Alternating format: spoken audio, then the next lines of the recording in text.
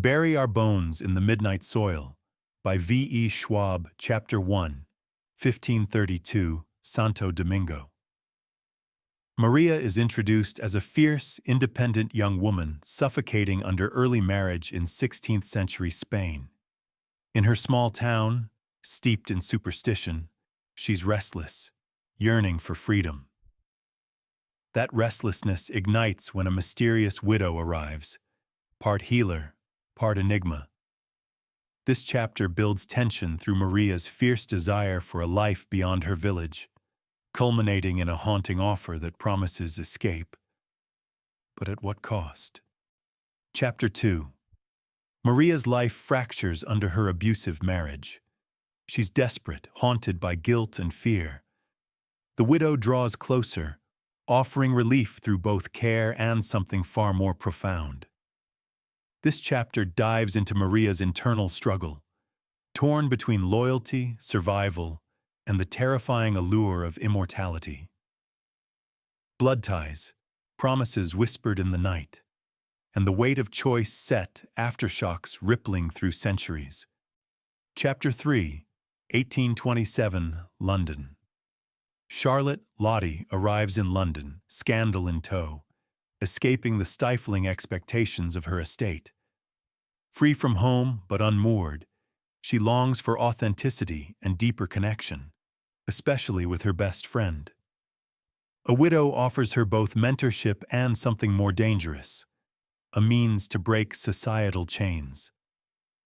This chapter bristles with courtly constraints and Charlotte's fierce hunger for agency, even as something darker stirs in the shadows.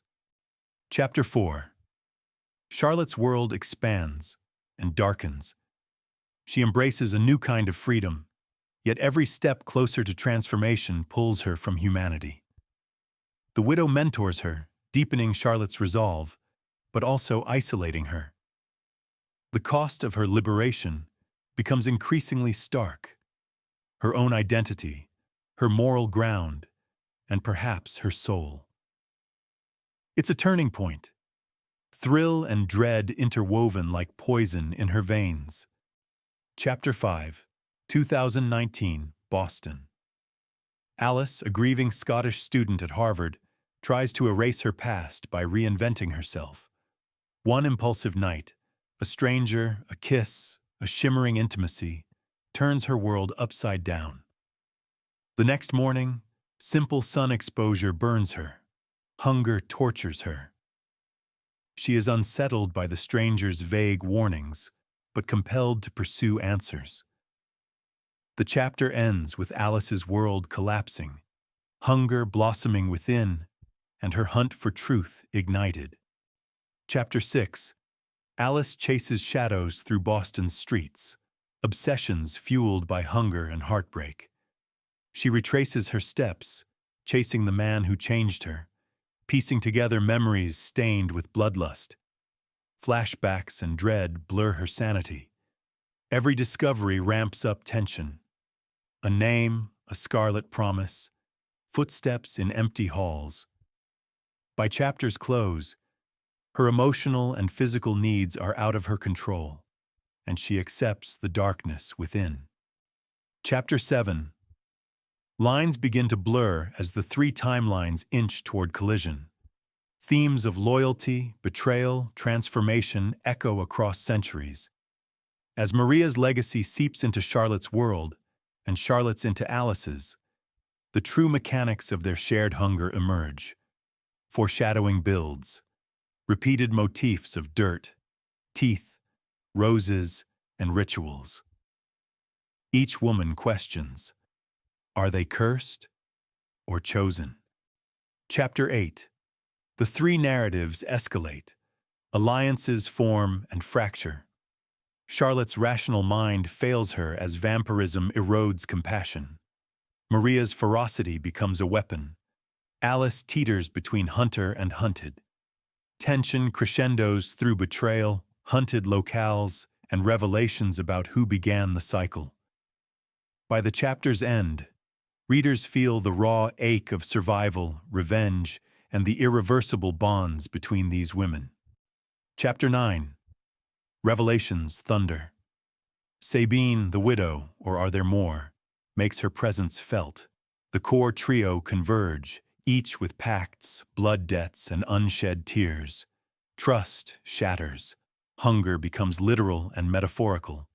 Confessions and confrontations drip with subtext about power, consent, and love's monstrous shape. By this point, listeners will feel the suffocation and ferocity of immortal hunger. Chapter 10. A dramatic confrontation unfolds in ritualistic settings dripping with Gothic imagery. Graveyards, churchyards, midnight soil. Stakes skyrocket. Who will live? Alice, pushed to vengeance, confronts her elders. Silver dust, roses, and ancient oaths clash as each woman fights for authority. The past crashes into present. This is the reckoning. Messy, violent, riveting. Chapter 11. Aftermath. Alice stands amid ruin, both emotional and physical. The victors are unrecognizable. Teeth sharpened, hearts hardened, bodies free, but selfhood fractured. The chapter hums with bittersweet resolution. Survival, but not redemption. Lines about choosing your own path reverberate.